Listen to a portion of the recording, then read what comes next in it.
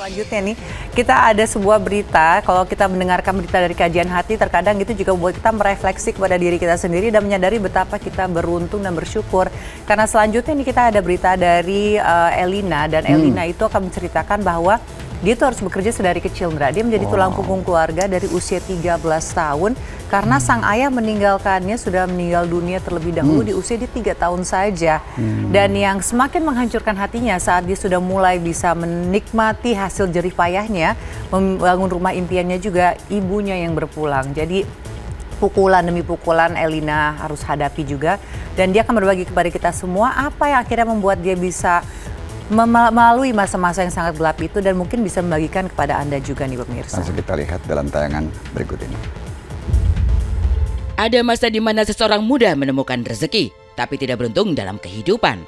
Barangkali itulah yang dirasakan aktris cantik Elina York. Tak banyak yang tahu, di balik karir sinetronnya yang cukup bersinar, Elina menyimpan cerita masa kecil yang pelik. Salah satunya, ia harus banting tulang menjadi tulang punggung keluarga sejak 13 tahun. Jadi sejak saya berumur 13 tahun, saya sudah menjadi tulang punggung keluarga.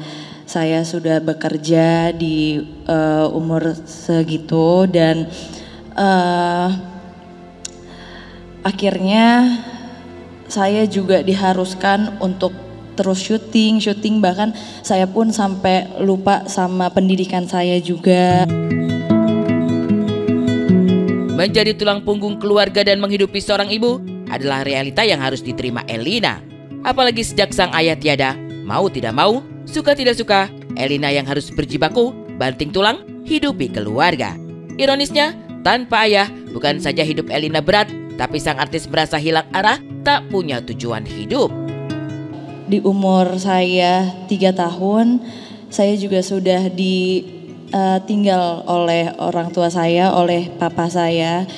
Saya ditinggal karena beliau waktu itu jatuh di kamar mandi, Pak Ustadz. Akhirnya dia meninggal. Cuma dengan tidak adanya kehadiran ayah buat saya juga jadi bimbang gitu. Arah hidup saya mau kemana gitu. Meski tumbuh di dalam keluarga yang tak lengkap, rezeki Elina justru mengalir deras. Karir sinetronnya melesat naik, pundi-pundi rezeki pun terus bertambah. Namun, semua materi yang didapat tidak mampu membuat hatinya bahagia.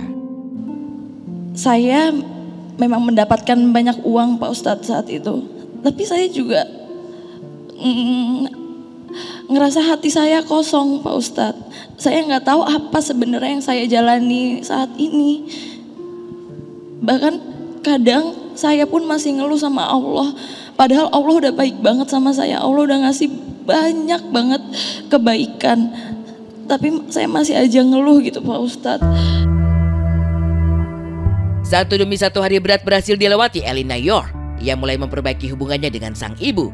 Bahkan dengan rezeki yang tiada henti mengalir, Elina berhasil membangunkan rumah impian untuk sang ibunda. Tapi naasnya, setelah rumah megah itu berdiri kokoh, ibunda justru dipanggil sang pencipta. Di titik inilah tangis Elina tumpah. Setelah saya dekat sama ibu saya juga berencana ingin umroh, Pak Ustadz. Dan saya alhamdulillahnya bisa membangun rumah untuk orang tua saya, untuk ibu saya. Tapi setelah rumahnya jadi, Pak Ustadz, ibu saya juga meninggal.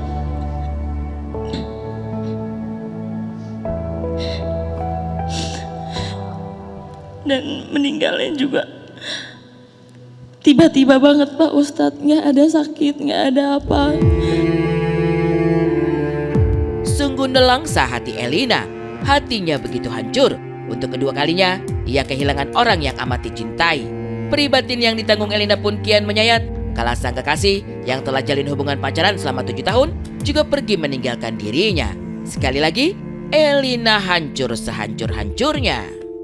Ya sakit banget, 7 tahun pacaran, nggak mungkin apa ya, terlewatkan gitu aja gitu loh. Nggak mungkin nggak ngerasain sakit hati gitu, terus bareng gitu. Makanya akhirnya mungkin ya ini jawaban dari Allah gitu, kita harus tetap berpisah. Entah harus seperti apa lagi hidup dijalani, entah harus kemana lagi langkah kakinya menuju. Orang tua yang menjadi rumah kini telah tiada. Kekasih yang menjadi sandaran hati pun sudah pergi. Hanya pada Tuhan, Elina akhirnya berserah sekaligus menata kembali hidupnya yang telah hancur. Kalau masalah rezeki, masalah materi, alhamdulillahnya aku dikasih banyak sama Allah. Tapi kenapa dalam masalah percintaan dan masalah orang tua, itu aku selalu digagalkan gitu loh. Apalagi menurut aku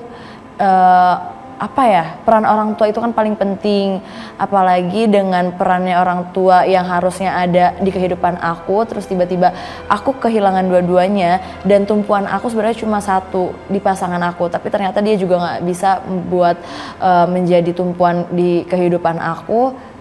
Terus akhirnya aku juga jadi bingung, sekarang nih aku harus kayak gimana gitu.